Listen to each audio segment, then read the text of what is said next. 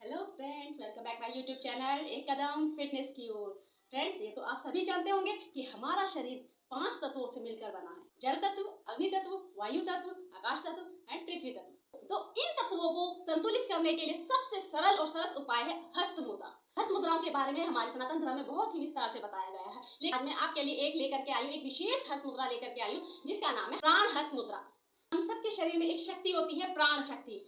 जब इस प्राण शक्ति का ह्रास होने लगता है या अभाव होने लगता है तो हमारा शरीर थका थका फील करता है, हमारी एनर्जी लो हो जाती है और हमारा किसी भी कार्य में मन नहीं लगता है और कई सारी बीमारियां हमें घेर लेती है। तो प्राण शक्ति का हमारे शरीर में बहुत ही महत्व है। जिसके शरीर में प्राण है वही चलायमान है और जिसके प्राण थम गए वही शक्ति से शव में परिवर्तित हो जाता है। तो इस प्राण शक्ति को व्यवस्थित रखने के लिए सबसे सरल मुद्रा है प्राण शक्ति मुद्रा। तो अब इस प्राण शक्ति मुद्रा को कैसे बनाया जाए? आपने बचपन में सबने इस तरह से हिरन तो बनाया ही होगा और अपने बच्चों को दिखाया भी होगा, और ये भी एक मुद्रा ही है, लेकिन हमें इस तरह से 2 फिंगर अंगूठे पे लगानी है। लेकिन ये मिडिल फिंगर को हटा दीजिए, इसमें से इन दोनों को सर कर दीजिए और लिटिल फिंगर और रिंग फिंगर को जोड़ करके ये मुद्रा बनाएंगे। ये देखिए ये मुद्रा, ये भी हिरन का ही फेस लग रहा होगा आपको। ये देखिए, ये देखिए, लेकिन ये प्राण शक्ति मुद्रा है, आपकी हस्त मुद्रा है प्राण शक्ति मुद्रा। इस मुद्रा को लगाने के लिए आपको दोनों हाथों से ये मुद्रा बनानी होगी।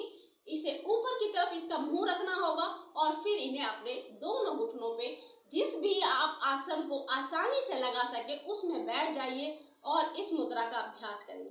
कमर सीधी रखेंगे और जब भी मुद्रा लगाएंगे गहरी सांसों को लेंगे।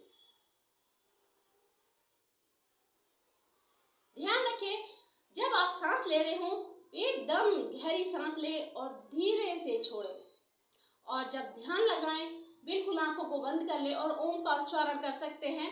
सिर्फ एक तरह से आपका मेडिटेशन भी हो जाएगा और आपकी प्राण शक्ति भी बढ़ेगी। आपके शरीर में प्राण शक्ति का संचार होगा और आपको ये मुद्रा 15 से 45 मिनट तक लगानी है। 15 मिनट वो लोग लगाएंगे जो बिल्कुल ज्यादा लंबे समय तक बैठ नहीं पाते हैं या जिन्हें कोई परेशानी है बैठने में या कमर में कोई परेशानी है या घुटनों में परेशानी है, ज्यादा देर तक नहीं मोड़ के बैठ सकते हैं, तो वो सिर्फ 15 मिनट ही लगा लें और धीरे धीरे इसके समय को बढ़ाने का प्रयास करें, क्योंकि ये प्राण शक्ति मुद्रा है, ये आपके शरीर में प्राण का संचार करती है।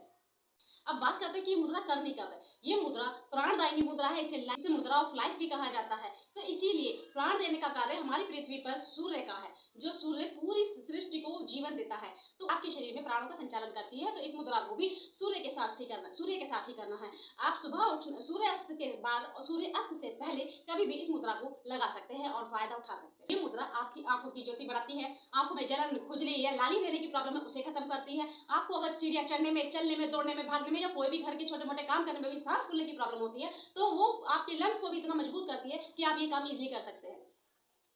और हार्ट वाले पेशेंट्स के लिए भी ये बहुत फायदेमंद है, क्योंकि आपके लंग्स और हार्ट को बहुत ही मजबूत कर देती है। हमारी फ्रेंड्स काफी उम्रदराज हैं या जिनकी फिजिकल फिटनेस ऐसी है जो कोई मूवमेंट करके वर्कआउट नहीं कर सकती है, तो वो इजीली इस आसन को लगा करके भी इस मुद्रा को लगाकर भी अपने शरीर को एनर्जेटिक बना सकती है। बिना वर्कआउट के भी आप एनर्जी ग्लो कर सकते हैं अपने शरीर में।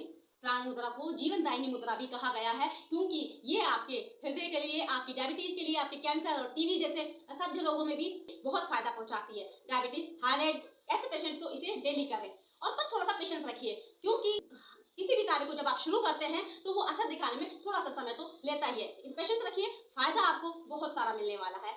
आप अपने ट्रीटमेंट के साथ इस मुद्रा को रोज लगाएं, हल्का फुल्का वर्कआउट करें। अगर हल्का फुल्का वर्कआउट नहीं कर सकते हैं तो ऐसे बहुत सारे पिछले वीडियो मैंने उपाय और आसन बताए हैं जिन्हें आप करके फायदा उठा सकते हैं, स्वास्थ्य लाभ उठा सकते हैं और फिट और हेल्दी लाइफ जी सकते हैं। अब बात करते हैं कि किन्हें ये आसन नहीं लगाना चाहिए या किन्हें ये मुद्रा नहीं लगाना चाहिए। अगर आपको सर्दी जुकाम रहता है, कफ रहता है, तो इस आसन को ना करें, इस मुद्रा को ना करें, क्योंकि ये कफ को बढ़ाने वाली मुद्रा है। और सूर्यास्त के बाद भी इस मुद्रा का उपाय ना करें, क्योंकि ये आपके अंदर एनर्जी का संचार कर देती है और जब आप एनर्जी से फुल होते हैं तो फिर आप रात को सो नहीं पाते हैं, और जब आप सो नहीं पाएंगे तो अगले दिन आप खुद थके थके फील होंगे। इसीलिए इस मुद्रा को आप सूर्यास्त के पहले ही करें, सूर्योदय के बाद करें। जिन लोगों को उठने मोड़ कर बैठने में कोई प्रॉब्लम है तो वो लोग अपनी चेयर या सोफे या बेड पे पैर लटका करके बैठ सकते हैं और तब भी अपने दोनों हाथों को इस तरह से अपने पैरों के ऊपर रख करके ध्यान लगा सकते हैं। बहुत अच्छे विचार अपने दिमाग में लाइए, अपने मन मस्तिष्क में लाइए, जिससे आपको पॉजिटिविटी मिले।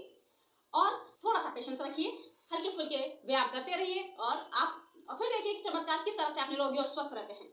तो उम्मीद करती हूँ आज का वीडियो आपको पसंद आया होगा।